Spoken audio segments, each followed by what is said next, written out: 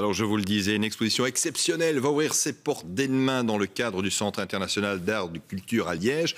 Pour la première fois, l'exposition au 21 rue de la Boétie est présentée.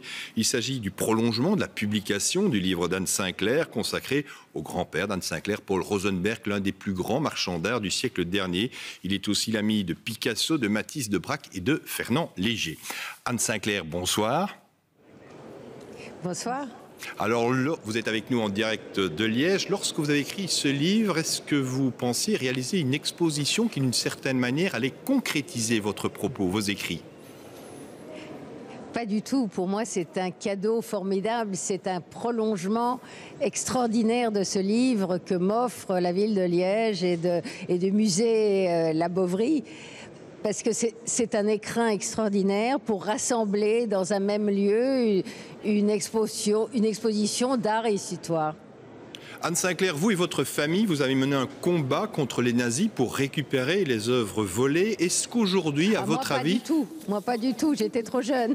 Ah oui, mais enfin, votre famille l'a fait. Alors, pour être optimiste, est-ce que c'est être optimiste que de dire que la culture peut triompher des dictatures? C'est naïf comme question, ou vous le pensez? Elle peut triompher avec le temps. Hélas, sur le moment, les dictatures ont raison des civilisations. Et d'ailleurs, ce que les nazis ont fait était l'idée de tout démolir de la culture européenne, de ravager la culture européenne. Donc c'était une forme de crime de guerre. Et ce que font aujourd'hui l'État islamique, c'est pas autre chose, à essayer de détruire jusqu'aux ruines. Pas seulement les villes, mais les ruines des villes, c'est-à-dire toute trace de tout passé. Et donc c'est un vieux combat des dictatures et c'est un vieux combat des démocraties d'essayer de triompher aussi par la culture. Votre grand-père Paul Rosenberg n'était pas seulement le galériste de Picasso, de Braque ou de Matisse, il est aussi leur ami. Est-ce que vous gardez un souvenir précis que votre grand-père vous a raconté à propos de ces amitiés-là ?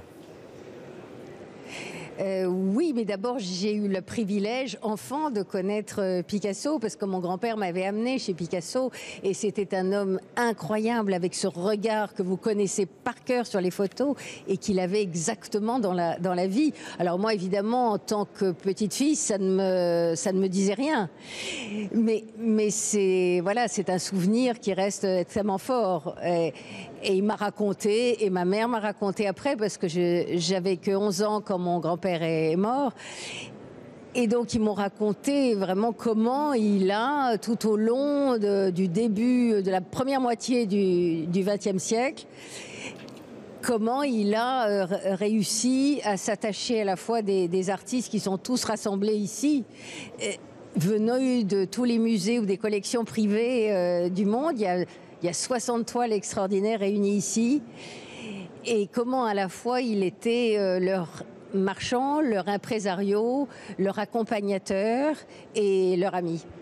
Une toute dernière question, Anne Sinclair. La passion de votre vie, c'est entre autres le journalisme. Si aujourd'hui vous deviez choisir entre être journaliste politique et être critique d'art, ce serait quoi ?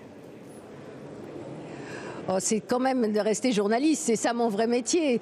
Le reste est une plongée à la fois dans des souvenirs, dans mon enfance, pour avoir essayé de ressusciter mon grand-père.